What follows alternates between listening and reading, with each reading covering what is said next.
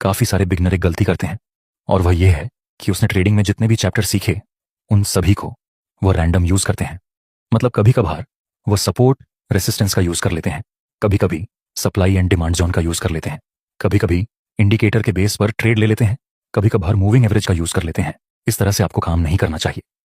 इसलिए आज हम कुछ पॉइंट्स को डिस्कस करेंगे जिसको ट्रेड लेने से पहले एक बार जरूर चेक करना चाहिए। सबसे पहला पॉइंट, मार्केट स्ट्रक्चर। दोस्तों, ट्रेड लेने से पहले आपको मार्केट स्ट्रक्चर के बारे में देखना पड़ेगा। यह आपका सबसे पहला काम है। मार्केट स्ट्रक्चर मतलब मार्केट अभी अपर ट्रेंड में है या फिर डाउन ट्रेंड में है या फिर साइडवे मार्केट में मूव कर रहा है। और सिर्फ इतना नहीं, आपको अलग अलग टाइम फ्रेम में मार्केट स्ट्रक्चर को चेक करना है, क्योंकि कई बार ऐसा भी होता है कि मान लो कि आप 1 आवर की टाइम फ्रेम में ट्रेड करते हैं, उसमें आपको बुलिश ट्रेंड दिख रहा है, और वहीं पर अगर हम 4 आवर की टाइम फ्रेम में शिफ्ट हो जाएं तो वहीं पर डाउन ट्रेंड देखने को मिलता है। इसलिए आपको अलग अलग टाइम फ्रेम में मार्केट स्ट्रक्चर को चेक करना पड़ेगा। जैसे कि अगर आप 1 आवर की टाइम फ्रेम में ट्रेड करते हैं तो आप इसके ऊपर की 4 आवर की टाइम फ्रेम में भी मार्केट स्ट्रक्चर को देख सकते हैं। अगर 1 आवर की टाइम फ्रेम में बुलिश ट्रेंड है और 4 आवर की टाइम फ्रेम में भी बुलिश ट्रेंड है, तब आपको बाय की अपॉर्चुनिटी फाइंड करनी चाहिए। और 1 आवर की टाइम फ्रेम में डाउन ट्रेंड है और 4 आवर की टाइम फ्रेम में भी डाउन ट्रेंड है, तब आपको सेल करने की अपॉर्चुनिटी फाइंड करनी चाहिए। और 1 आवर में भी प्राइस साइडवेज मार्केट में मूव कर रही है और 4 आवर की टाइम फ्रेम में भी मार्केट साइडवेज रेंज में मूव कर रही है, उस समय आपको सपोर्ट पर बाय करना चाहिए और रेसिस्टेंस पर आकर सेल करना चाहिए। हाँ, जरूरी रहेगा कि साइडवेज मार्केट की रेंज थोड़ी ज्यादा हो, तभी आप साइडवेज मार्केट में ट्रेड कर सकते हैं। कभी कभी आपको थोड़ी सी कंफ्यूजन एक और रहेगी। ऐसा भी होगा कि 1 आवर की टाइम फ्रेम में मार्केट डाउन ट्रेंड में मूव करता है, वहीं पर 4 आवर की टाइम फ्रेम में मार्केट अप ट्रेंड में मूव करता है। अगर हम प्रोबेबिलिटी की बात करें तो 4 आवर की टाइम फ्रेम बड़ी है, तो बड़ी टाइम फ्रेम की एक्यूरेसी ज्यादा रहेगी। इसलिए आपको वेट करना चाहिए कि 1 आवर की टाइम फ्रेम का डाउन ट्रेंड खत्म हो जाए, तब आप बाय में एंट्री कर सकते हैं, क्योंकि बिग टाइम फ्रेम में बुलिश ट्रेंड है। दूसरा पॉइंट एरिया देखिए, आपने ट्रेंड को आइडेंटिफाई कर लिया, मार्केट स्ट्रक्चर देख लिया, मान लो कि बुलिश ट्रेंड है, तो इसका मतलब ये तो नहीं कि आप कहीं भी जगह पर बाय में एंट्री कर लें। इसलिए आपको ऐसे एरिया को फाइंड करना चाहिए जहां से मार्केट रिवर्स होकर फिर से ऊपर जाए, जैसे कि कोई सपोर्ट रेसिस्टेंस, कोई ट्रेंड लाइन, कोई मूविंग एवरेज या फिर कोई भी पिवट पॉइंट। इसको हम एग्जांपल से समझते हैं, जैसे कि यहां पर प्राइस अप ट्रेंड में मूव कर रहा था, हम यहां पर तो बाय नहीं कर सकते, हम वेट करेंगे कि प्राइस किसी इंपॉर्टेंट लेवल के पास आए।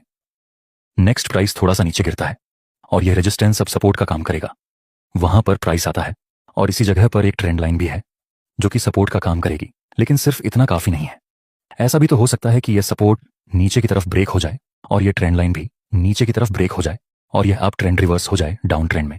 इसलिए यह केवल लेवल के पास हमें किसी कैंडलस्टिक पैटर्न का वेट करना चाहिए या फिर किसी चार्ट पैटर्न का। नेक्स्ट प्राइस एक हैमर और कंफर्मेशन कैंडल का सिग्नल देता है, यहां आप बाय में एंट्री कर सकते हैं। तीसरा पॉइंट, इंपॉर्टेंट की लेवल के पास आकर हमने एंट्री तो कर ली, लेकिन ट्रेड लेने से पहले आपको यह पता होना चाहिए कि आपने जिस जगह पर ट्रेड लिया है वहां से प्राइस हमारी डायरेक्शन के अगेंस्ट भी जा सकता है। हम सिर्फ उम्मीद के भरोसे पर काम नहीं कर सकते कि मार्केट हमारी ही डायरेक्शन में मूव करेगा। इसलिए तीसरे पॉइंट में आपको ध्यान रखना है कि अगर बाय चांस मार्केट मेरी डायरेक्शन के अगेंस्ट मूव करे तो मुझे स्टॉप लॉस कहां पर रखना चाहिए। देखिए, अलग अलग स्ट्रैटेजी के अनुसार अलग अलग तरीके से लोग स्टॉप लॉस रखते हैं। इस ग्राफ में आप इस बुलिश कैंडल के लो के नीचे अपना स्टॉप लॉस रख सकते हैं। Fourth point, exit. दोस्तों, काफी सारे लोगों को पता ही नहीं होता कि ट्रेड में हमें किस जगह पर एग्जिट होकर प्रॉफिट बुकिंग कर लेनी चाहिए।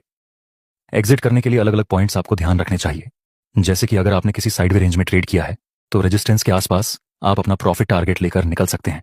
और अगर आपने किसी डाउन ट्रेंड में सेल किया है और वह स्ट्रांग डाउन ट्रेंड है, तो फिर आप अपने प्रॉफिट टारगेट को नजदीकी सपोर्ट के पास आधी क्वांटिटी को एग्जिट कर सकते हैं और आधी क्वांटिटी के साथ अपने प्रॉफिट टारगेट को ट्रेल कर सकते हैं। अगर वो स्ट्रॉन्ग ट्रेंड है तो इस तरह से आप प्रॉफिट को मैक्सिमाइज कर सकते हैं। Next point, risk reward ratio. Trade लेने से पहले आपको रिस्क रिवॉर्ड रेशियो देखना ही पड़ेगा। कई बार ऐसा होगा कि सब कुछ अच्छा है ट्रेड करने के लिए, लेकिन उसमें आपको 1 से 1 या फिर उससे भी कम का रिस्क रिवॉर्ड रेशियो मिल रहा है, तो ऐसे ट्रेड को आप अवॉइड कर दीजिए। अगर आप 100 रुपए का स्टॉप लॉस लेते हैं तो आपका प्रॉफिट टारगेट हमेशा 100 रुपए से ज्यादा ही होना चाहिए। मेरे कहने का मतलब है कि 1.3 या फिर 1.2 का रिस्क रिवॉर्ड रेशियो मिले उसे ट्रेड में ही एंट्री करना, वरना ऐसे तो मार्केट में आपको बहुत सारे ट्रेड मिलेंगे, सभी ट्रेड आपके काम के नहीं होंगे। आपके काम की ट्रेड वही है जिसमें आपको मिनिमम 1-2 या फिर 1 से 3 का रिस्क रिवॉर्ड मिले। Next point, risk management. Trade लेने से पहले आपको यह पता होना चाहिए कि उस ट्रेड में आप अपने कैपिटल के कितने % रिस्क ले रहे हैं। अगर आप ऐसा ट्रेड करते हैं जिसमें टारगेट बहुत बड़ा है और स्टॉप लॉस भी काफी बड़ा है, जिसमें आपका कैपिटल का 6 से 7% रिस्क चला जाता है, तो फिर ऐसे ट्रेड को अवॉइड कर दीजिए, फिर चाहे वह ट्रेड कितना ही अच्छा क्यों ना हो। अगर आप 7 से 8% का रिस्क एक ट्रेड में लेते रहेंगे तब तो फिर अकाउंट जल्दी खाली हो जाएगा। आपको रिस्क रिवॉर्ड रेशियो और रिस्क मैनेजमेंट को स्ट्रांगली फॉलो करना पड़ेगा, तभी आप ट्रेडिंग से प्रॉफिट बना पाएंगे। नेक्स्ट पॉइंट दोस्तों, ट्रेड लेने से पहले आपके पास जितने इंपॉर्टेंट लेवल है वो सब पहले से ही ग्राफ में आपको ड्रॉ करके रखना है।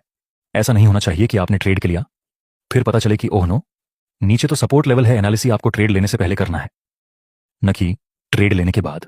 अगर आप मूविंग जी एवरेज या फिबोनाची का उससे करते हैं तो उसको भी ट्रेड लेने से पहले ही एक बार चेक कर लेना जरूरी रहेगा।